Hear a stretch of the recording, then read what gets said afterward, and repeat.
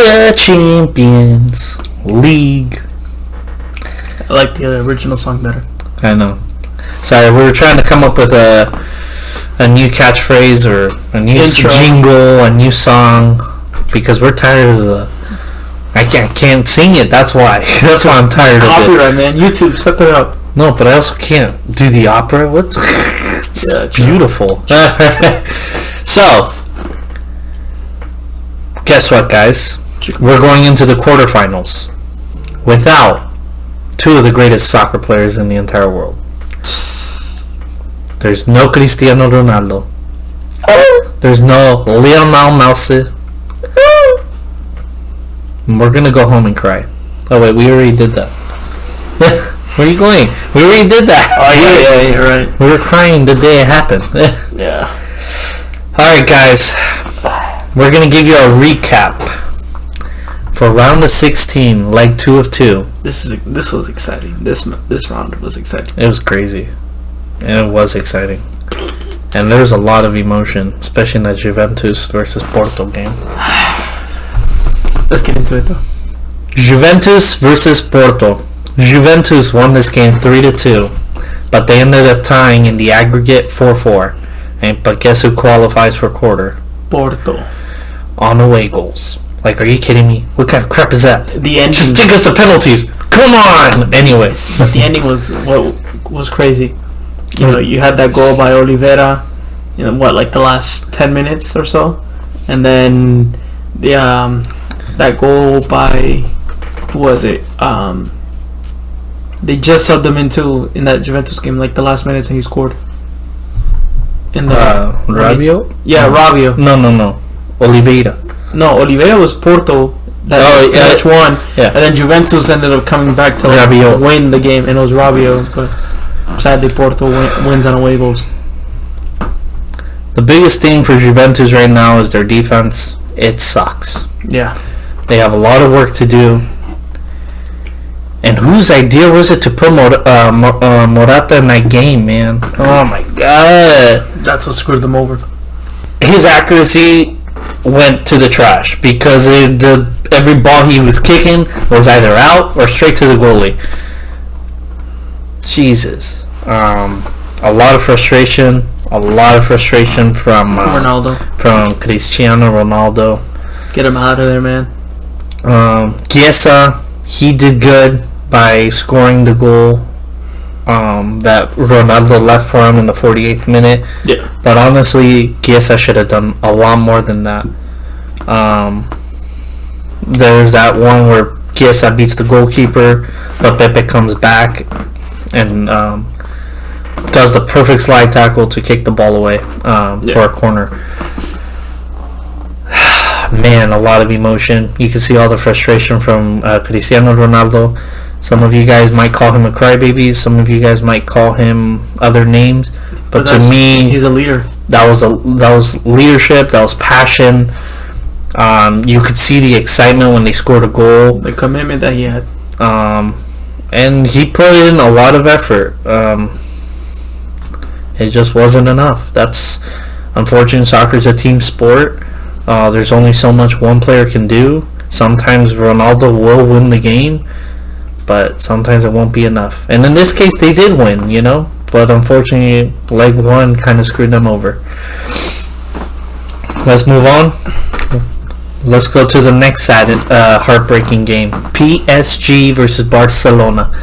Although, after the first leg, we kind of saw this happening. Lionel Messi is officially out of the Champions League.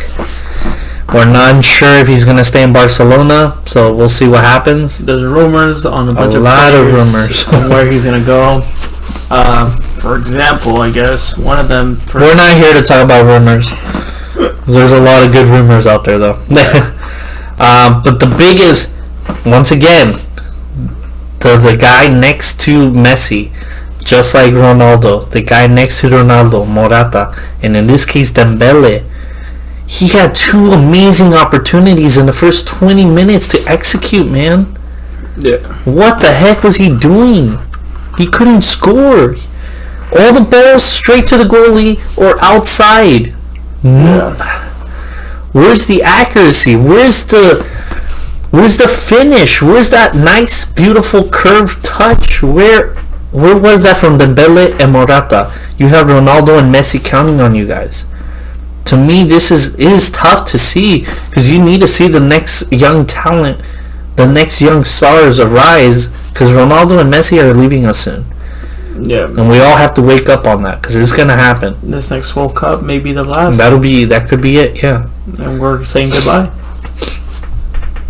Anyway. I think we should go to Qatar. What do you think? But you get a penalty that gets called by VAR. VAR, sorry, and Mbappe scores the goal, and then another huge miss from Dembele in the 34th minute. Yeah. And in the 36th minute, Messi's like, you know what? Let me score a badass goal, and he does. Top left corner, a nice, beautiful. That was a beautiful curve. Yeah. And then he missed the penalty. But he misses the penalty.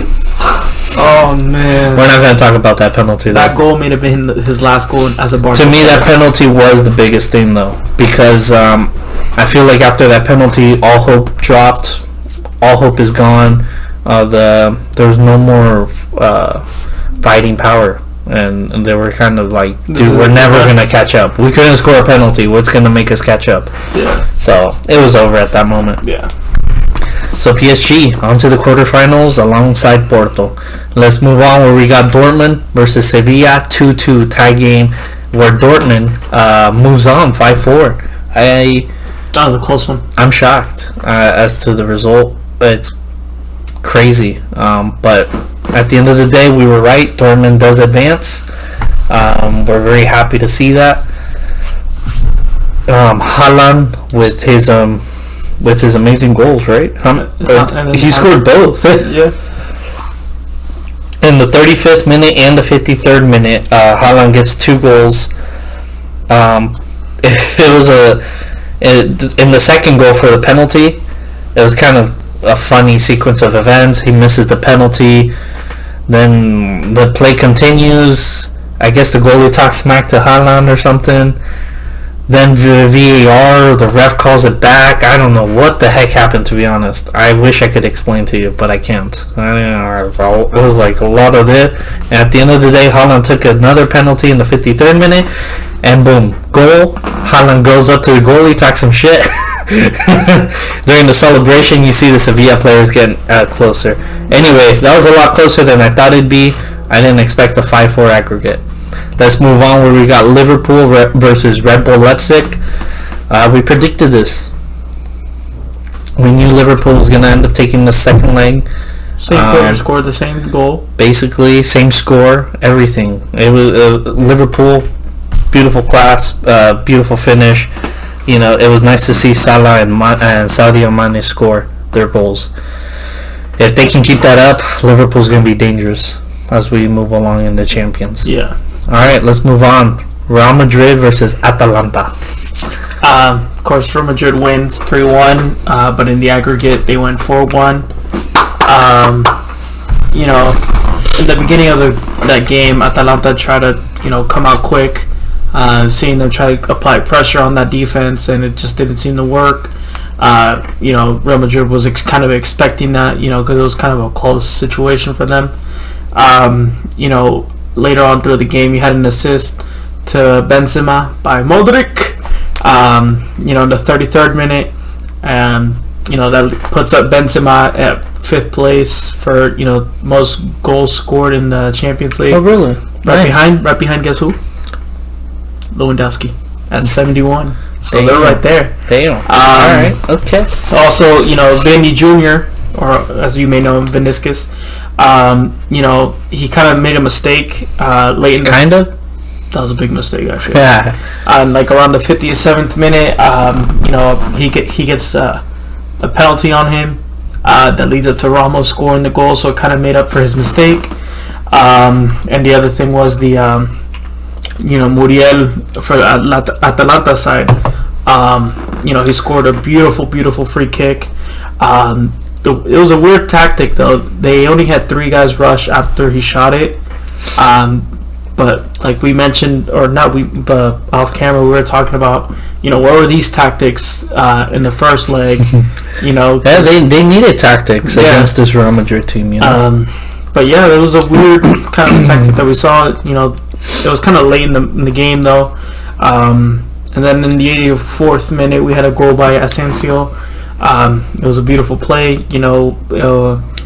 Benzema, I think, was coming down the middle, and he just gave it out to Asensio. Asensio gave it with his left, and the goalie couldn't reach it. Nice. So. And once again, I didn't mention it, but we predicted Real Madrid, predicted PSG, Liverpool, Dortmund advancing. We did predict Juventus, so we are wrong there, unfortunately. So close. But anyway, let's move on where we got Manchester City versus Borussia Monchengladbach. Manchester City once again executed perfectly, 2-0 game. They basically took over this game within the first 20 minutes, and that was like a big slap in the face. Like we're going home, we're done. We want to go to the quarterfinals already. Deuces. So Manchester City, Kevin De Bruyne in the 12th minute, and then Foden assists with the through ball to Gundogan in the 18th minute. So within 10 minutes, in the first 20 minutes, it was game over. So great stuff for Manchester City. We kind of predicted this as well. We predicted they'd end up scoring the same goals, just like in the first leg. So simple. It was clinical. It was amazing. Manchester City controlled the whole tempo. They had a 68% possession. So good to see for Manchester City. Yeah. I hope they move. I hope they go far in this Champions League. Yeah. Like I'm talking finals. I hope. Ooh, maybe. I hope. I don't think they'll win it though. All right, let's move on where we got Bayern versus Lacio. Okay. Bayern wins 2-1 on the scorecard, but aggregate 6-2. Damn. Demolishing. I think that was the highest one we had so far in the aggregates. I think so. In the 33rd minute we had a penalty, but it was a beautiful kick by Lewandowski. Of course, it's Lewandowski. Goalie thought he was gonna go right, and he just gave it this full straight left and kind of curved it a bit. And then we had another goal by Muting at the 76th minute. Yeah. But before that, there was a beautiful, slightly missed chance by Lewandowski.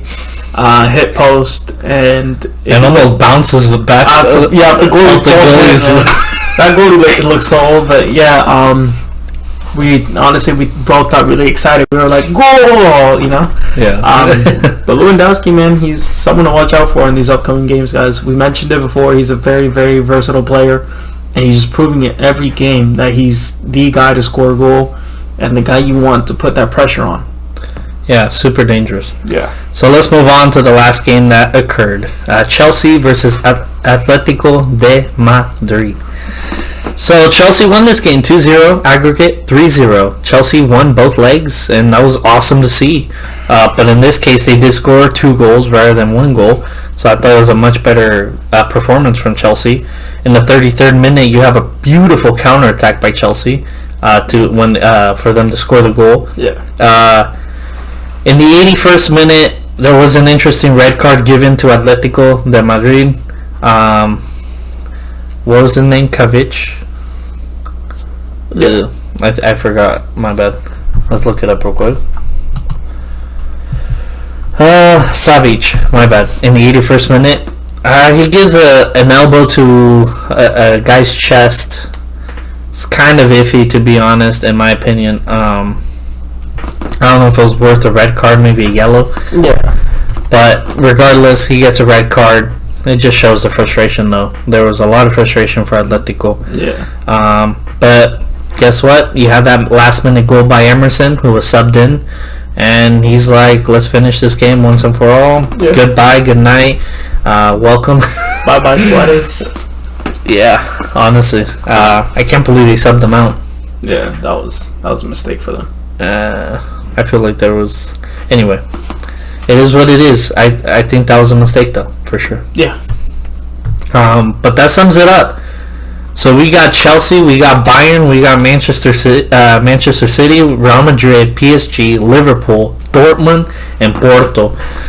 These 8 teams are going to the quarterfinals, and we are so excited. Yeah. We don't know what's going to happen. We'll see what happens. And Neymar's coming back. Neymar should come back for sure. From what I'm reading on the reports, he should be back. It's going to be intense, guys. But we'll talk about that in our next video when we talk about the predictions for quarterfinals. Yeah. But that's our recap, guys.